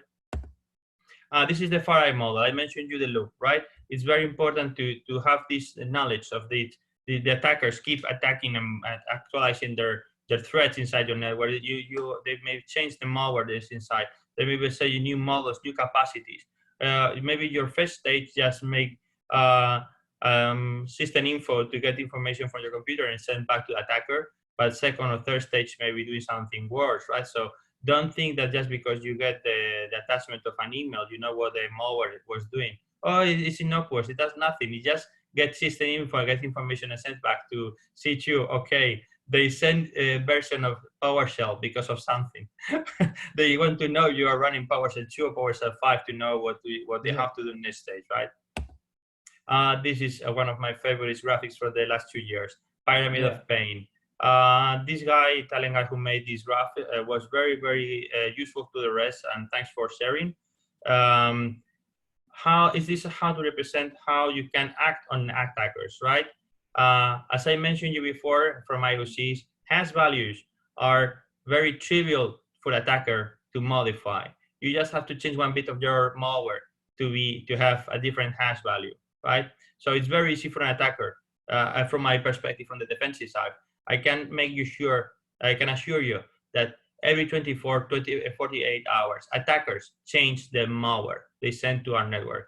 You can find the same campaign from the same guy that is sending the same spam phishing email, but they change the attachment just a bit. Easy to change one thing that when you compile, it gets a different hash. So they send a different malware. It's the same malware, but with different hash. So your detection network is not working to detect it because, okay, you give them a hash that is very, very, very like the DNA of this malware. But okay, as it does not match, so the users receive the email again, right? And you have to send new hash. So people from the anti-spam malware, you say, oh, then send me more hashes. I don't want them because I don't want to work. It does not work. Every day you send me tons of hashes, right? It does not make it good for using that. It's more or less the same happen with IP addresses, right? Okay, the malware is connecting 10, 10, 10, 10, 10, okay, but tomorrow test to 2.9. So, okay, it was an internal IP address, what I said you before, but if there is an IP coming from a country or whatever, and you can't be getting a full range, attackers can easily change IP addresses they attack you. When do you have the domain names? Oh, changing domain names is a bit more harder. Why? Because you have to register them. That's what I told you before. That is so important, maybe from some attackers, to get somebody who operates these things of domains and network where to drop files. Because you need to put names and you need to register. And even a change in a domain takes you 24 to 48 hours to replicate into the internet. So it's not even fast. Okay, you can change very fast with the IP address of the malware, right? Where to work in, but it's not so easy to change for the domain names. Then if you go up in the pyramid, you find that network artifacts and host artifacts. If you change, you try to you guess that is easier to affect on the malware. As I mentioned you before, the mutexes for the IOCs getting mutex if it's not random generated and it's just a word, and you find that onto the malware because a text chain, then it's very easy for you to make some change to the attacker. And it's very annoying because he has to think another way to get into your network. Once they know the tools, for example, they're running PowerSploit, and you block how running PowerSploit in your network, or they are running Mimikatz, right, to get your credentials, and you make a rule to drop somebody is running that on your network, because you make a blacklist of tools, then it's very challenging for the attacker. Okay, you still can run PowerShell, but you need to make an active session, and that may be a jumper rule that says, oh, somebody's getting from the outside making a remote connection to a computer, and that's very, very hard for them. And of course, when you have characters, their TTPs, the whole TTPs, they have to change completely the way they attack. They have to start from scratch again. So this is the best thing you can do to get TTPs from the attacker, right? Very important to share intelligence, right? As I mentioned you before, if you run your own sources analysis, you can live in your own world, right? But it's not real thing most of the cases. You can't live on your own sources because you only have a small perspective of everything that is happening. In my network, it's a huge network from inside, but you only receive threats from one thing. But sometimes you receive emails that are from other things that maybe you're not the real target, but you can receive things. If you have this full view of everything that is happening to other like banks and big companies, and even things like WannaCry. Maybe you receive an email from WannaCry. Any attacker, sophisticated attacker, won't send you WannaCry, but you may receive that. So you need this outer intelligence, right? If you run your own sources, you can get telemetry. What is happening on computers? Why they are running? They are consuming lots of network resources. Why they are with high temperature and high processor use, because they are under a ransomware attack, right?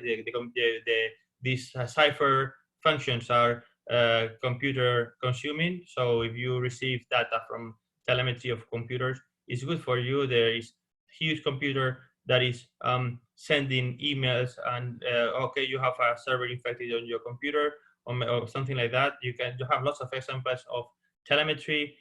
You may find that in social engineering, you can analyze it. You have your people under possible attacks, right? Because they may be sharing too much information. I always like to say that when you are working in social engineering and you have things like LinkedIn, you have to be very careful what your users and your workers from the company put there, your employees, because if they say this technical guy that works in the company has certifications in VMware and Cisco, what does this company have? Okay, they have VMware and Cisco, so you only need to look for those vulnerabilities, and you know that they will have virtualization in the network. So you are helping attackers. So you also have to use this social network for to get information from you, but also from attackers. As I mentioned you before, Anonymous put information in Facebook where they want to attack to some clients because they need to publicize. Maybe putting on Twitter, right? So that you have to check. So that's also an investigation, right? And also malware processing, as I mentioned you before, gives you best IOCs of what's happening. It keeps changing, but it gives you a good guess of what is happening. You have to know what to do that, right? And it allows you malware processing to make threat hunting, good threat hunting, right? CTI sharing, very important.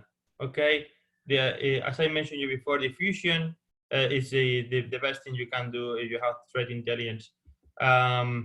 You have to think who are your partners, who you want to share the information with. This is a way to use Maltigo, right? This is you know, these logos here, and this is MISP, right?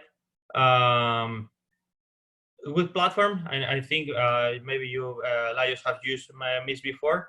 This is NATO stuff. This is for free. You can download it. You can put it into your organizations.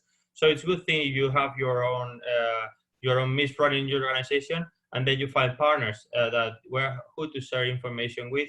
I've been working with MISP about 2-3 years already. They have changed a lot. I know the guy, one of the guys who's behind the project. I was with him in a course. They are committed with this project, so it's a long-term project and very useful, not so hard to deploy in a network. And all you need is people who feels it, because once it's your own intelligence and you have your limited people working into your same areas, and they say that, as I mentioned before, for example, NATO, MISP, those countries that are partners, they have same attackers. So you are the same victims, so you have the same potential attacker. So it's very good because you will receive the same threat sooner or later. So you can make a good guess with these kind of tools, right? Attribution. We are getting to the main part of the presentation, right? The hardest part of all these investigations is for sure attributions. I mentioned you before.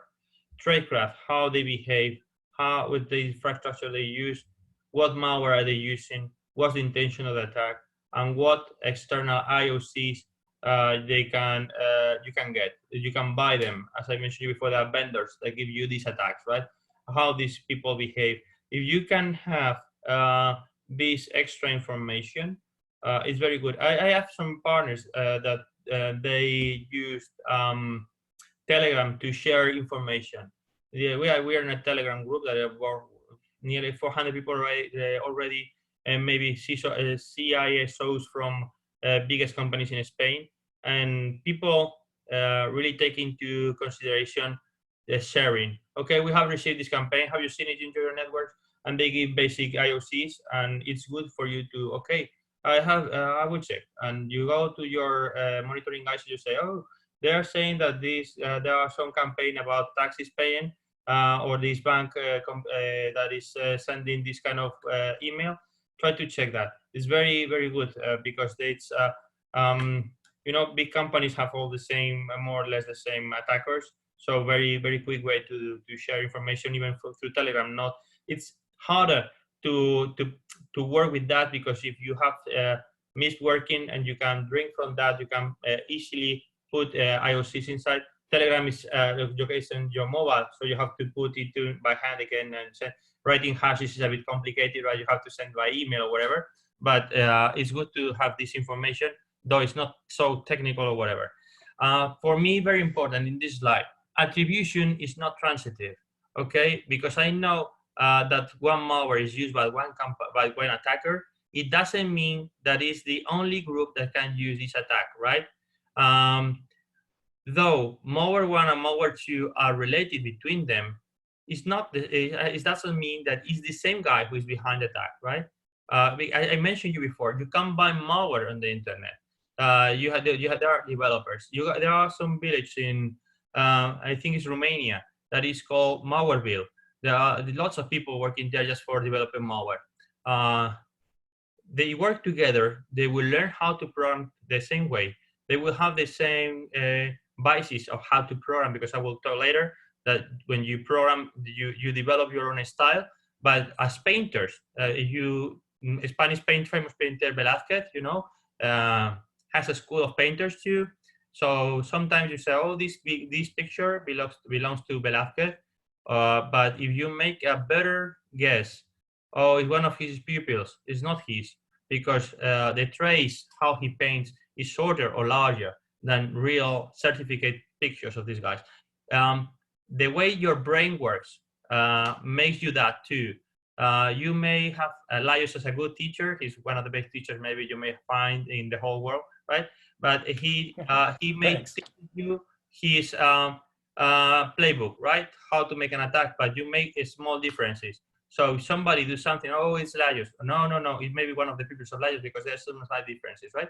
But it seems Laius. Oh, but you know, I think it's easy to understand with this example, right? And it's very important. Sorry, I did not translate the whole slide. I will send you translate the whole to English too. Yeah, people try to make bias analysis, right? That's why it's so important on a intelligence team to have different people who think in different ways. If you take conventional intelligence, they always tell you to have women in your teams because they think different to men. They say, but in cyber there are so little women that it's very hard to find women that works in cyber and also in cyber threat intelligence. So it's very hard to find one or two maybe for your team. They always tell you that if they are possible, try to, for example, you are Christian, try to get some Muslim guy working in, or maybe some people from this from East China or wherever, because they have different cultures and they may when they zoom up to make a resume, it's better to have different views from the same problem, because altogether will make a better picture, whole picture. If you are all sort of the same, okay, or from the military, all have the same education, they are all Catholic, you will get all the same pictures from the same side of the elephant, right? And you know, this kind of example that I always put in the intelligence in Americans, that you say always take photos of an elephant and all take from one side of the elephant, but it's better if you take different pictures from the whole animal, because you will see it in the end that it was a 360 degrees picture of the animal. So it's very important to avoid biases from the analysis, because I think very, very similar to my boss, and we will make the same assessment, but it's good for another people with another culture, another different view, makes a different assessment that is, of course, well-based, but with different bases, right? Sometimes there is no granularity between actions of the attackers. Why? because okay, they're in a hurry. They have bosses too. They put okay, you have to have 2 hours for 10 in the morning. It's like 8 in the morning. Oh, I don't care. I just said you want to get money from the end of the month. You want to be fired. You need to make you. So they say, oh, okay, don't worry. I will get call from last week. I will just send a few lines. I will send it again. So that the boss, as always, does know anything about anything. So okay, it works, right? Yeah, it compiles. You can send it, and okay, there are no difference. It's very similar to the other day. There is a different hash, as I mentioned you before. But if you want to make the comparison, okay, you say they are from the same family. That's why you find a family malware, whatever, A, B, C, D, E, F, G, because they want to monetize the malware. They make very fast malware. There is no lots of differences. So, and as I mentioned before, they work in a team.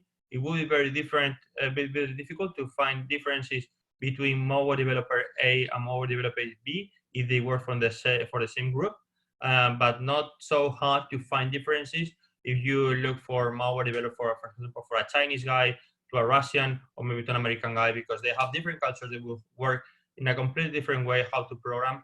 They maybe even have different preferences if they use Delphi, C, maybe they're using .NET, or maybe they're using now they're using Go or Rust to develop malware. So maybe that gives you a different point of view. If it's Rust, it should be a newbie in programming or somebody that changed.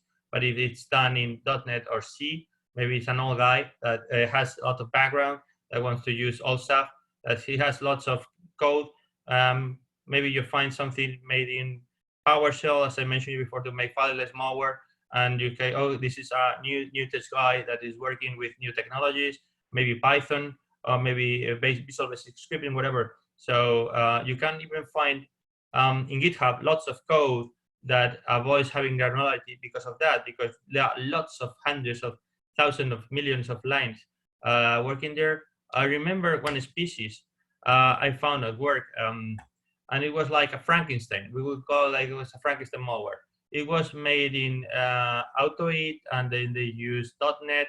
And if you took these blocks of code that were the malicious part, you put them on Google and you find GitHub, the code, right? And you do that once and 2 or 3 blocks, and all the guy did was getting different functions from these places like GitHub, or even from I can remember Stack Overflow and whatever. And you make them working together. Oh, I have a friend that wants to do that. No, you are the one who wants to do that. You want to get credentials, and you put all together and then compile and send, right? Okay. This attribution is really hard because you can't say that this programmer is a good programmer because he did nothing. He just copied. He just assembled lots of pieces of malware, and you can find it everywhere. So anybody with a little knowledge could have done that. So no good way to make an assessment with that. Okay. Good practices in cyber attacks attribution. You have to take care about your assessment. Okay. You have to assign, as I mentioned you before, a few levels of confidences: high, medium, or low. Even with a percentage, right? Maybe high, something like 90%, medium up to 60 to 90%, and low, you should not send anything to your boss. Never send anything low, okay? You have to keep good quality job, right? If they are in a hurry, you don't care. You have to say your boss, this analysis takes 1 week, 2 weeks. It's very funny sometimes you find really hard spaces. Last species of malware my boss analyzes, it has 6 layers of protection. It is not the work of one morning getting that out of the protection, right?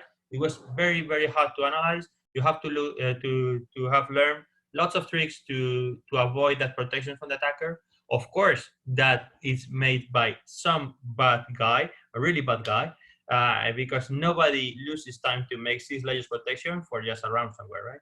So your assessment, maybe you did not even get all the layers because maybe the C2 control is already not working because attacker moves infrastructure fast. He doesn't want it for you to have lots of time to investigate him. So he moves that very fast. So you can't get the next stage, right? It was just like, okay, 24 hours attack for him. Okay, they dropped that attack. They wanted to move really fast. It doesn't work for somebody, for some reason, but you can get next phase. What he did want to do, right? As I mentioned you before, you can assess your strategic level, that it was a really hard enemy. Your adversary is high level, okay, and you have lots of information to do that, but you cannot make further guesses, and you have to avoid making further guesses because it will not be based technical based, and we are technical guys, right? And also important to alter the competitive guesses, right? This is a AHC. This comes from the CIA terminology to try to discover alternative attackers. As I mentioned you before, it's important to take into consideration opinion of others. Try to have a second thought, right? Maybe you are trying with the matrix. It's AP228. It's FIN7. The financial side, right, from the APT28. Okay, try to make some other guess, right? Try to have a second view, because maybe it's not just APT28, maybe 20, APT35 or whatever, that have some, because some similarities, and you are just considering a 90% match, but maybe 85% match is also good enough, and it's more on that tradecraft from them, right? You also have to find a gap identification. There is no enough available data to make good statements sometimes. You have to be loyal to your seniors. If you don't have information, don't make false attributions, right? Because you are putting your personal prestige into bad consideration for your boss. If you invest, you try to make something really fast, okay, I made it already. No, keep it, show your bosses to keep timing. Sometimes malware analysis takes 1 hour, sometimes another takes 2-3 weeks.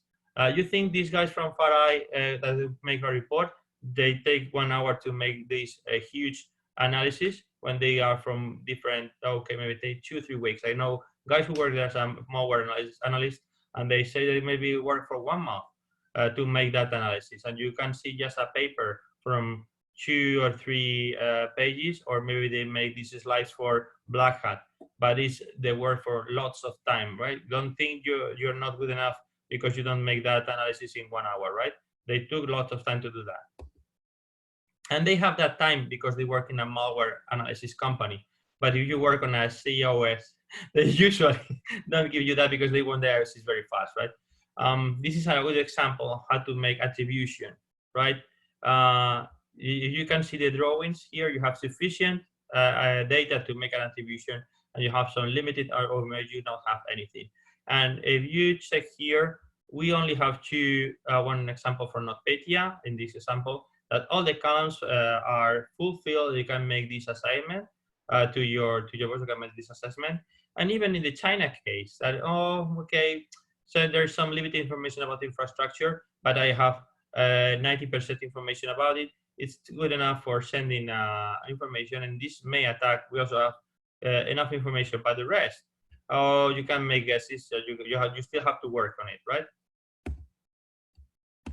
And the most difficult thing, as I mentioned in the first part of the presentation, is to find human fingerprints. The man behind the keyboard is the hardest thing to do in forensics, and also in malware analysis, and also in threat intelligence, right? We will try to, based on what we have already explained about malware developers, to try to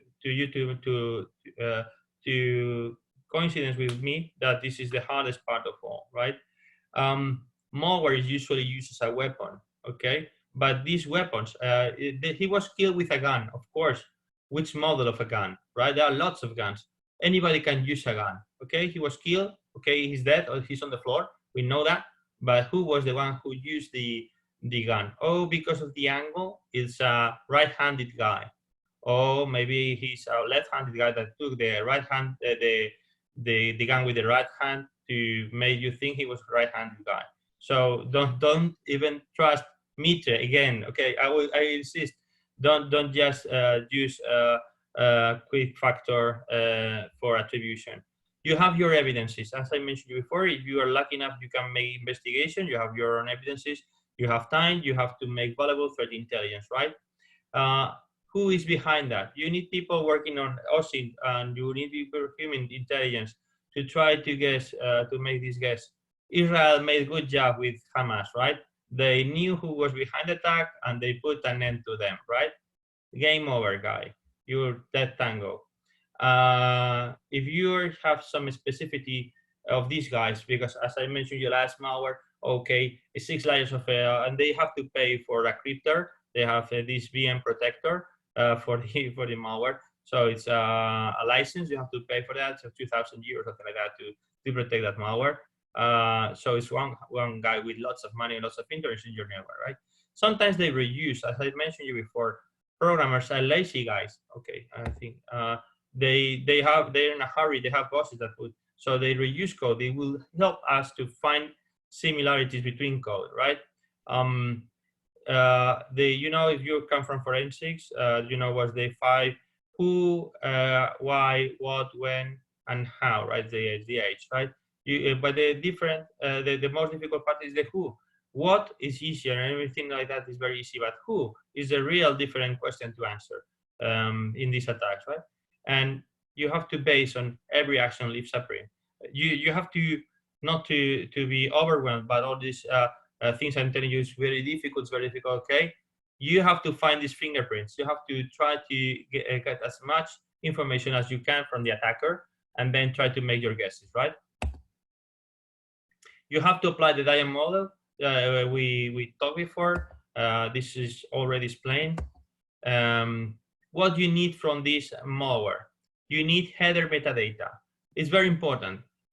They may put false information there, but not all the attackers are so sophisticated. So it's a good approach. First approach, try to get header metadata. It's very important. If they use a packer, as I mentioned you before, no header metadata will be available. But you know that you have to unpack it and then to try to get the malware and try to get a header metadata, right? If they use a script, if they're lazy guys, they may have get the script from GitHub and the metadata is on a text file, right? Because they did not even change. I have found that myself analyzing malware.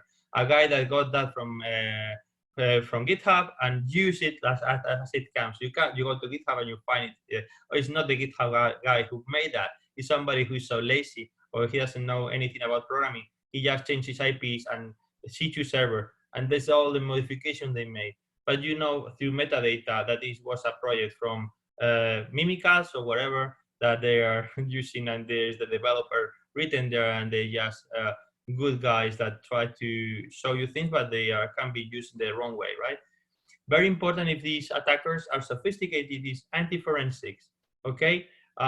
They can add to their malware capacity to delete artifacts from their computer. They can attack logs, they can attack even the malware to delete itself, or they can drop files or whatever to make you hard guessing.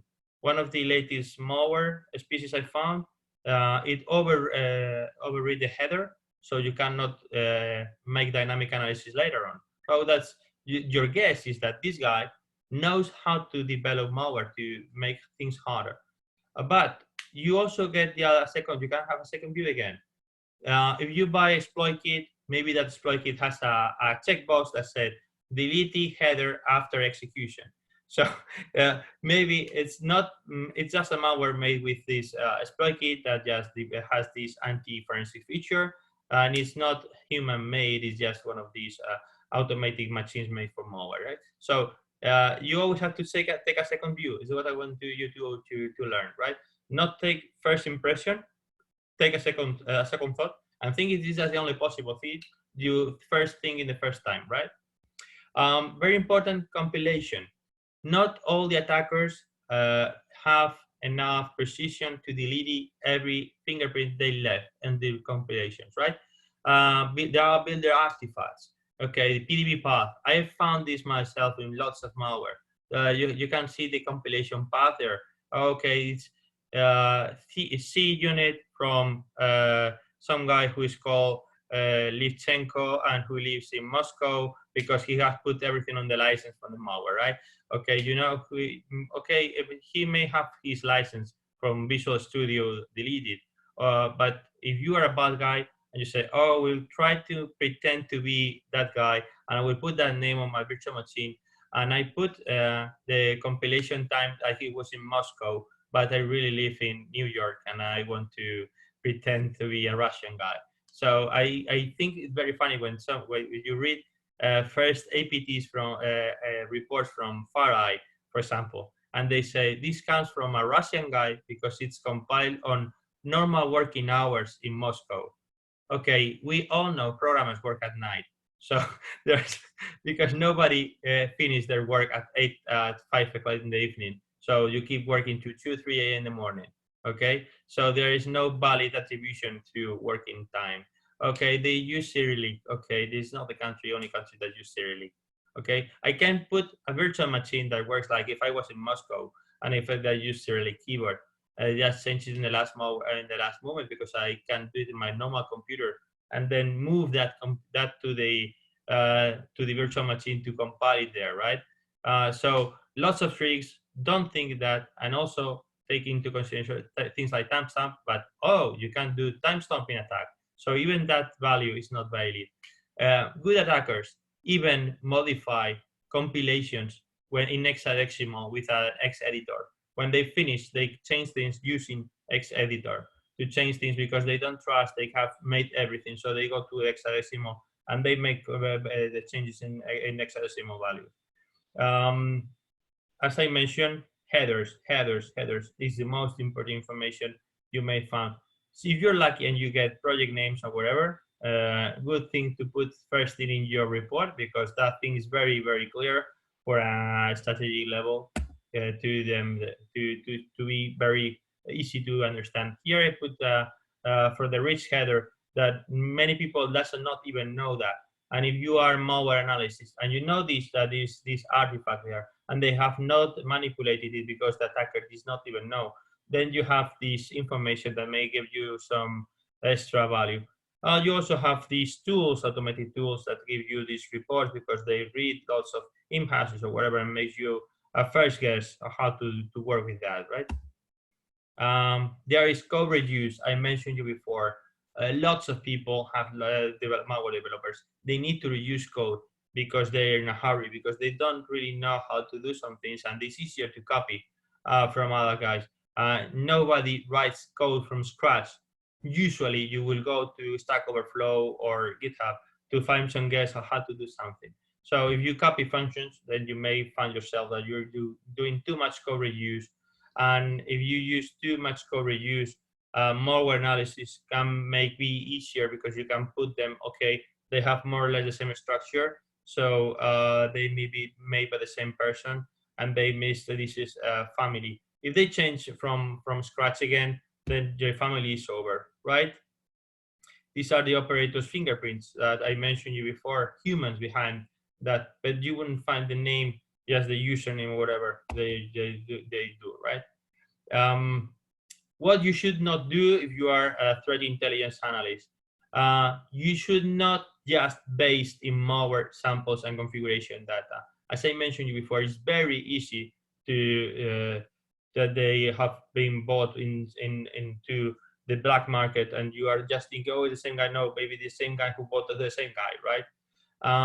There are lots of complex scenarios, as I mentioned you in the slide. The teams that are made by different people, IT infrastructure operators, the malware developing guys, display developing guys, and the actual developing teams. If you think that they're the same all thing, right, together, you will be doing a bad attribution because you have to think that they are small parts and you have to find every small part.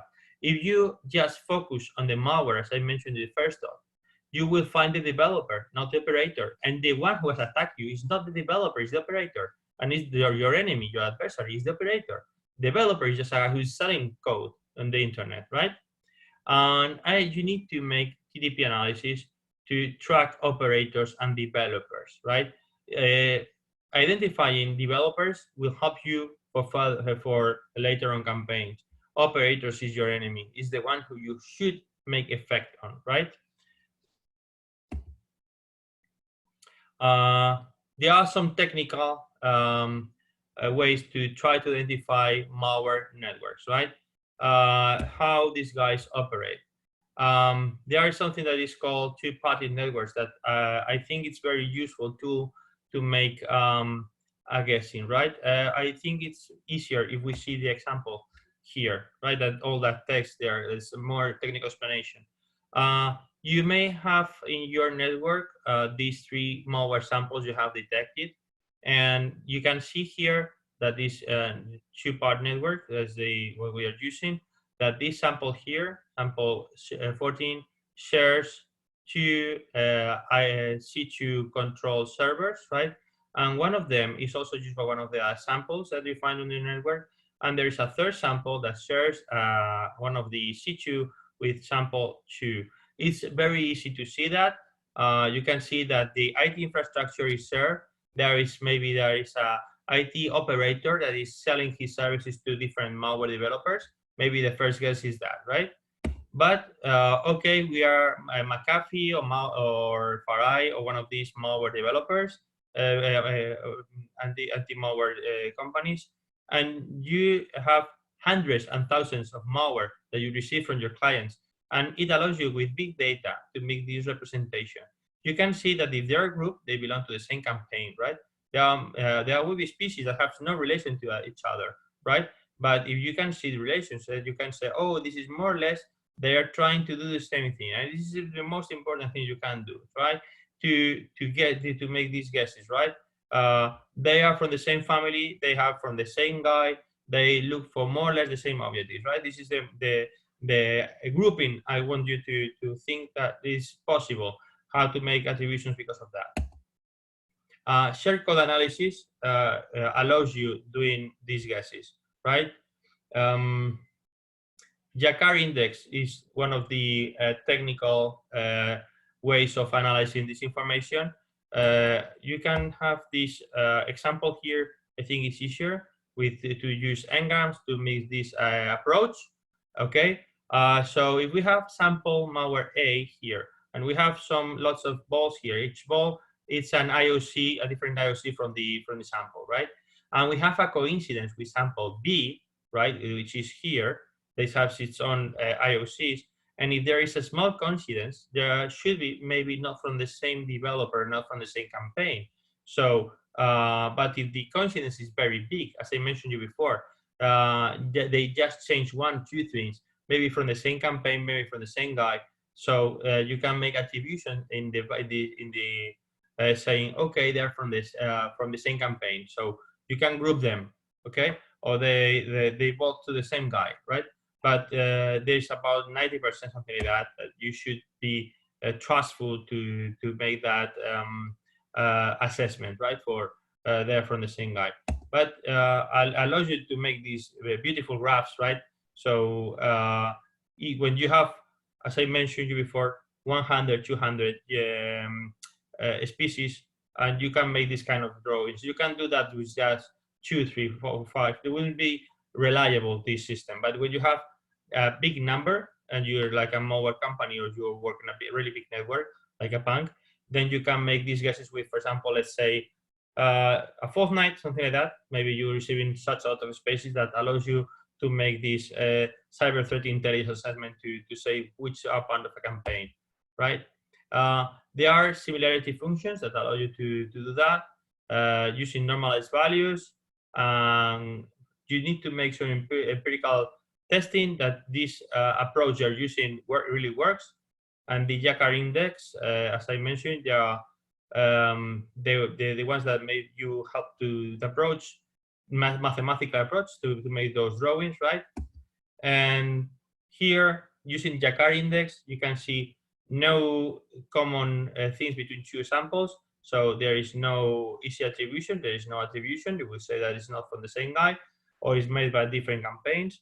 But if we have something like, okay, this is the same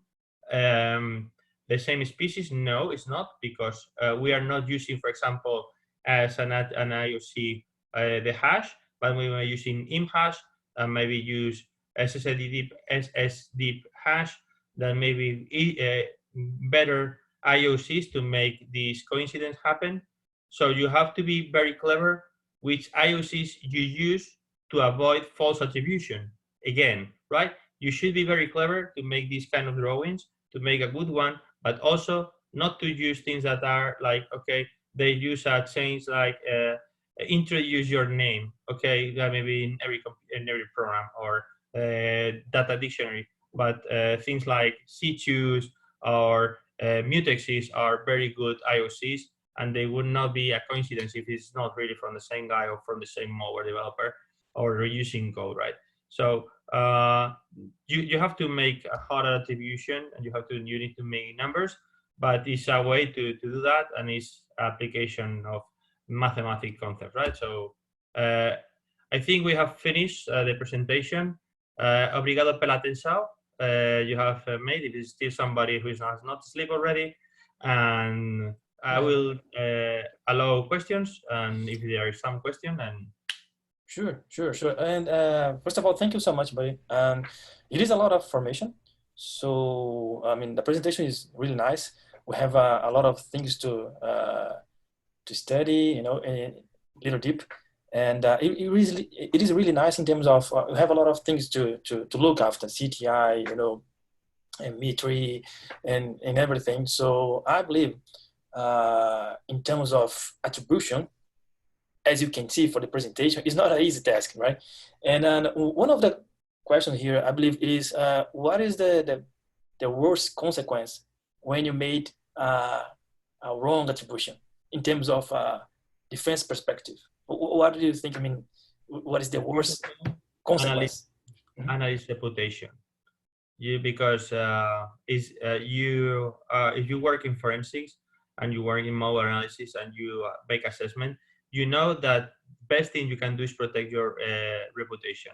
That nobody makes any doubt that you are a really professional guy. If you go too fast to make attribution because you want to, oh, there's a football match today, I want to go home, and you make it fast, it's not good for you because your boss is not going to trust you anymore. Strategic level will say, oh, I don't think it's a good. Maybe this time is working because it's fast, or maybe this time is working okay, right?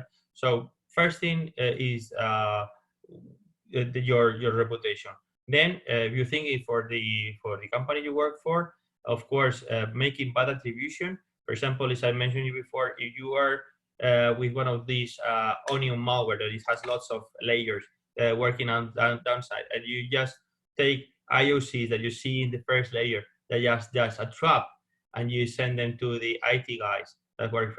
You are not doing really good job. You are putting job in your partners in the organization, but you're not doing effective intelligence job, right? You have to make actionable intelligence with when you develop cyber threat intelligence. It has to be good for them, and so you have to make fast indicators, of course, as I mentioned, but you have to be sure that these are the good indicators. So if there is connection with the EC2 and they get the second stage, and you say, okay, this is second stage, I can send IT indicators of the first stage. And also taking into consideration that taking too much time is also bad for you, because if they see that you take too much time in sending IOCs, they will not send you malware anymore, because they will say this is a stupid task, right? Okay, I don't want, okay, you can do that, you're very clever, but you do that because you want to go to give a conference, okay, because you are very good at analyzing malware, but it's not actionable for the organization. So it's a balance, what you have to do. You have to be sure that what you send is good, but you can't take too much time to be pretty sure that 99% is sure. So it's difficult to make the balance, and non-experience, I think, is good enough. Luckily, in most organizations, you are junior before to be senior. So your senior will help you with the first analysis and the first assessment. That is harder to make the assessment and analysis, from my point of view. Great. And another question, I believe, in terms of the MISP project, the malware information sharing project, what is your opinion about that project? I mean, if someone want to use that, in your network, in your infrastructure. What is the main advantage to using MISP? It's good if somebody puts information in it. If not, it's another platform that nobody uses, right? It is good as the information that is on that platform is usable, and somebody keeps feeding the MISP platform, and you are not. We usually in the computer business we try to be not very humble, and you say, oh, I don't really care what they put there. I would do it myself. Okay, maybe it's already analyzed. Okay, you have to be more humble and you have to check that. Okay, if you are the only malware analyst in the organization, for sure, if you don't put IOCs there, no, it has nothing to do. And put things for yourself, it will be just like a database. You can do it on an Excel file, right? It will be easier, and you don't need to deploy anything, right? But these platforms take value when you share information with our organizations, right? I have taken part in exercises that there were no scoreboard. There was not a CTF, and people took it like a CTF. Okay, nobody shared anything. There was a MISP working there. Okay, and oh, nobody feeds the MISP because oh no, I don't want you to give that flag. There are no flags here. What do you say? This is not a CTF, right? It's not a competition, yeah, no. It's even if you see that onto the into the an exercise, another real life. Then if you take into consideration real life that there are intelligence issues, real intelligence issues behind that. Maybe you say, okay, I have discovered a species, maybe that's from agent A, but maybe it's agent B pretending to be agent A. If I put it on a MIS platform and agent B reads about, I think it's agent A, he already knows that I got that species and he has to change because agent B also has interest in my network. So when it comes to sharing, there are other issues apart from technical issues, right? Somebody might tell you, oh, you shouldn't share that. As I mentioned, you may be sharing information, but you have these TLP colors, traffic light protocol, and you say this is white protocol, this is yellow, this is orange, and this is red. So sometimes maybe you put everything in red, and there are a few number of people who may receiving that information, right? But if it was white or yellow, it should be more spread and more people you can use it. So it depends a lot of how you share things and who you share things with. Military and government issues usually are more problematic than company, right? Yeah, to share that kind of information. Yeah, I know. I believe basically is that. So if anyone have more questions, feel free. No, I believe I don't think so. So, buddy, thank you so much for your time. I know it's not easy to to save some time to talking about it. Is as I said, it's a lot of information. The good information is a ton of things to study and to get improving it. And again, thank you so much for that. I'll take for someone asking for the presentation. I'll take the presentation later. I mean, in terms of the PDF, and I believe I can share with the others.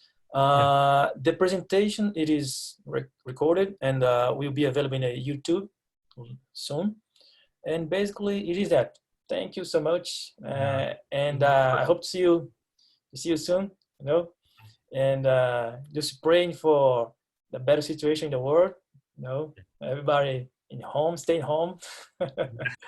And thank you, buddy. Thank you so much for your time. Boa noite. Yep. Pessoal, a gente vai encerrando por aqui a apresentação. Obrigado para quem ficou até agora. Muito obrigado pela presença, pela paciência de assistir. Foi uma apresentação com muita informação, um foco muito grande na parte de Cyber Threat Intel, malware analysis. É um universo que, assim, muito extenso, dá para trabalhar bastante, é uma área que também está crescendo bastante, em termos de defesa, Blue Team, SOC e tratamento de incidente. Então, a apresentação vai ficar disponível, assim que o Mário finalizar, a gente disponibiliza a apresentação e também a gravação. Mais uma vez, obrigado. Acho que em breve a gente está anunciando aí outras conversas, tá? Outros bate-papos. A gente vai se esforçar para trazer sempre alguém referência na área, né? O Mário trabalha com essa área há muito tempo, como eu falei, ele já já escreveu alguns livros, está escrevendo um outro livro a respeito, né? Entende bastante, trabalha com isso aí diariamente.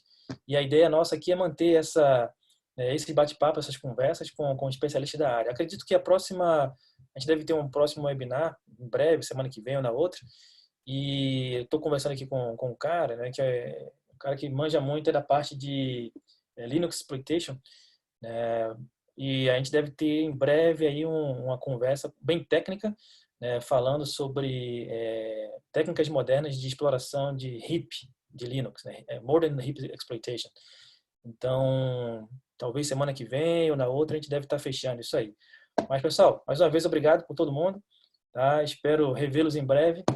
Né? Estamos à disposição aí. Quem tiver interesse, né, mais uma vez aí de participar junto com a gente, né? A gente tem, além do webinar, também tem alguns cursos, treinamentos, né? Só dá uma olhadinha lá na nossa página, a gente vai estar sempre disponibilizando material aí para vocês. Muito obrigado, boa noite para a galera. Opa, minha marca. Tá, isso. Então já vai ser tá certo. E sempre que possível a gente vai estar anunciando aí tanto no LinkedIn, né, quanto no site. A gente vai estar anunciando aí as novas palestras, novos webinars, para a gente trocar aí boas ideias com bons profissionais. Muito obrigado e até a próxima.